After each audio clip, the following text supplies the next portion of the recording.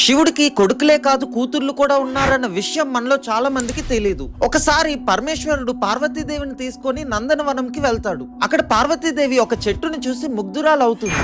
ఆ చెట్టే కల్పవృక్షం. అది కోరిన కోరికలు తీర్చే చెట్టు. అయితే ఒకసారి పరమేశ్వరుడు బయటికి వెళ్ళినప్పుడు పార్వతీదేవి ఒంటరిగా ఉంటుంది. అప్పుడు ఆ చెట్టు కింద కూర్చొని తనకు ఒక కూతురు కావాలి అని కోరుకుంటుంది. అప్పుడు కల్పవృక్షం వల్ల పార్వతీదేవికి ఒక కూతురు పుడుతుంది. శివుడు లేనప్పుడు పార్వతీదేవి శోకాన్ని అంటే బాధని దూరం చేస్తుంది కాబట్టి అశోక అని, తను ఎంతో అందంగా ఉంటుంది కాబట్టి సుందరి అని, అలా అశోక సుందరి అని చెప్తారు. పార్వతీ పరమేశ్వర్ల తల భాగం నుంచి ఉద్భవించిన ఒక జ్యోతి నుంచి ఒక కూతురు పుడుతుంది. తనే జ్యోతిదేవి. జ్యోతిదేవినే జ్వాలాముఖి కింద నార్త్ ఇండియాలో పూజిస్తూ ఉంటారు. పద్మపురాణం, దేవి భాగవతం ప్రకారం కశ్యప మహర్షి ఒక విగ్రహాన్ని తయారు చేస్తాడు. అయితే శివుడి శక్తి ఆ విగ్రహంలోకి ప్రవేశించి ఒక పుత్రిక జన్మిస్తుంది. మనసు నుంచి జన్మించింది కాబట్టి మానసాదేవి అని పిలుస్తారు.